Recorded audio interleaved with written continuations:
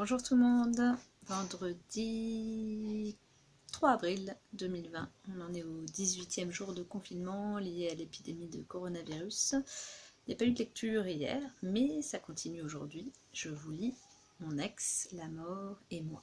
Et on en était au chapitre 21. Je tournai les yeux vers la mort qui ne cessait de bouger très vite la tête dans tous les sens et qui manifestement savourait la simple faculté de pouvoir utiliser ses articulations autant qu'il le voulait pour le moment. La mort. Je t'avais bien dit que tu penses tout le temps à des trucs, des joyeux et des sombres, et en plus tu dis que tu ne penses pas. Tu es vraiment un nigo. Moi. Je peux te poser une ou deux questions? La mort. Avec plaisir. Je n'ai pour ainsi dire jamais l'occasion de parler autrement. Moi.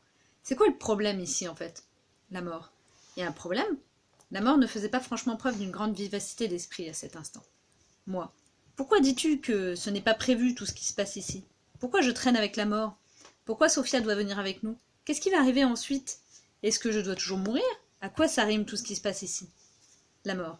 Je peux déjà répondre en un mot à ton avant-dernière question. Oui. Moi. C'est vraiment la merde noire. Et qu'est-ce que je suis censée faire? Simplement parce que j'ai mangé la soupe de lentilles de ta mère, qui est vraiment délicieuse par ailleurs. L'ordre de l'univers doit s'inverser, c'est ça? Dit la mort, presque offensée et dépassée. Moi. Ben oui. La mort. Quoi ben oui? Moi. C'est vraiment une chierie quand un enfant meurt avant ses propres parents. Alors la mort s'interrompit et réfléchit. Je n'avais encore jamais vu ça comme ça. Il se sentait pris sur le fait, comme un amateur de viande qui mordrait dans une escalope et pourrait ressentir pour la première fois la douleur de la vache. La mort. Il faudrait que je réfléchisse un peu à ça. Finalement, il ne savait peut-être pas tout. Moi. Et le reste? Alors tu voudrais que je t'explique la mort maintenant? C'est ça que tu veux dire? Me lança la mort. Oui, je dois dire que ce serait top. Bon, d'accord. Imagine que j'ai un livre dans ma tête, dans lequel se trouvent des noms. Et quand une page se tourne dans ma tête, et que je lis un nom, je vais voir cette personne en particulier, et je l'emmène. Moi. Et mon nom se trouvait dans le livre? La mort. Ça ne fait aucun doute. Moi. La société de déménagement privé de Dieu. Je comprends. Et pourquoi ça n'a pas marché jusqu'ici avec moi? Je fais ça de manière professionnelle. Depuis un très très long moment. Je suppose qu'il y a eu une réunion et qu'il y a un nouveau candidat pour mon poste. Quelqu'un n'est sûrement pas d'accord avec ma manière de faire et veut que je cède ma place. Il y a un bouleversement dans le pouvoir de la mort. Peut-être que quelqu'un a postulé et dit pouvoir tout faire autrement et mieux que moi. Les débats font rage, le conseil siège, les éléments sont examinés et c'est pour ça que je me trouve enfermée ici. Quoique je dois dire que si c'est une prison ici, la prison me plaît plutôt bien. Moi. Quoi, comment ça faire mieux? Comment peut-on faire mourir mieux ou moins bien? La mort. Faire mieux est relatif dans ces circonstances, je dois le reconnaître. Comment tu m'as trouvé pour l'instant? Moi. J'ai trouvé l'entrée en scène contre la baignoire vraiment bien. La mort. N'est-ce pas? C'était bien. J'adore ça. La confusion. Faire sortir les gens de leur coquille. La mort devenait complètement euphorique et gesticulait comme un fou dans l'air froid du soir. Et te pousser à accomplir un acte qui en réalité te répugne profondément. Moi. C'est vrai, quand ça a sonné, en fait, je n'avais aucune envie de t'ouvrir. Exactement. Tu sais ce que j'aurais pu faire aussi? J'aurais tout simplement pu te déchirer en deux, ton corps et ton âme, déchirer tout ce que tu as jamais vécu et te faire sentir la douleur de l'humanité. Plus la douleur que d'autres éprouvent quand tu n'es plus là. Te montrer l'abîme, la suffocation, la terreur, le trou et la chute.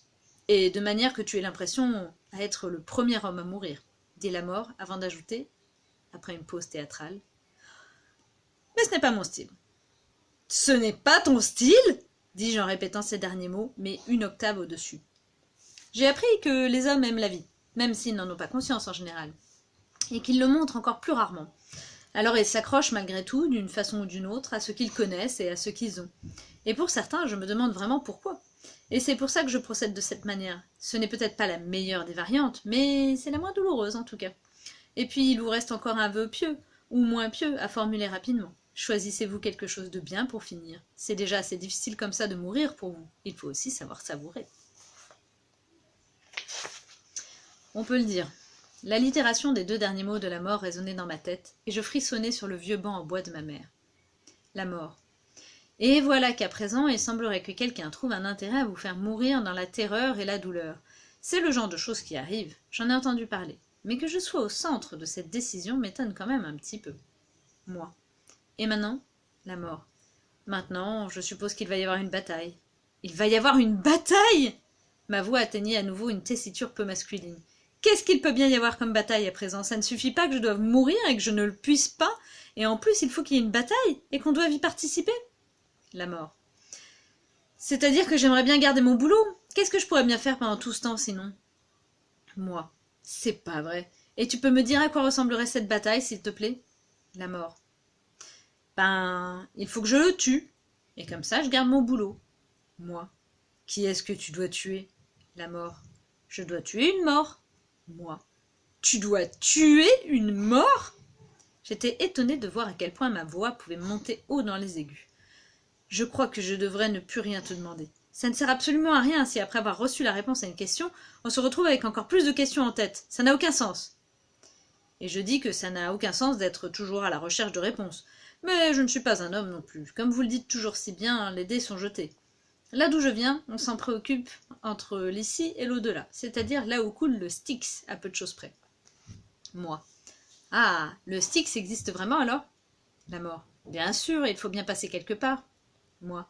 Et à cause de cette bataille, tu es obligé de continuer à errer sur Terre? La mort. Avec toi. Moi. Ouais, c'est super. La mort. Je trouve aussi. Moi. C'était une blague. Mais merci. La mort. Je t'en prie, mais ce n'est quand même pas un peu cool d'être celui qui a été choisi? Moi. L'être élu. La mort. Ne confonds pas tout non plus. Celui qui a été choisi, pas l'être élu. Mon avenir dépend de ton destin. Il faut que je veille à te faire passer de l'autre côté sans encombre. Si jamais l'autre mort t'attrape ou chamboule l'ordre de mon livre, alors ça va devenir très pénible pour toi et pour le reste des gens ici-bas.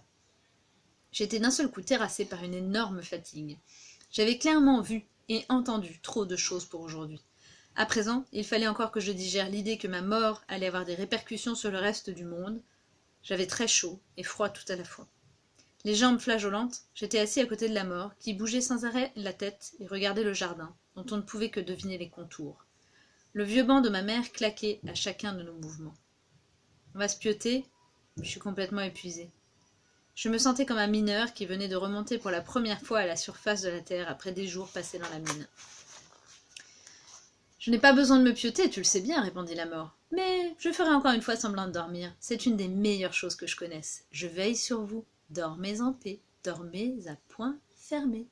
Vous allez en avoir besoin. La suite, demain. Prenez soin de vous. À bientôt.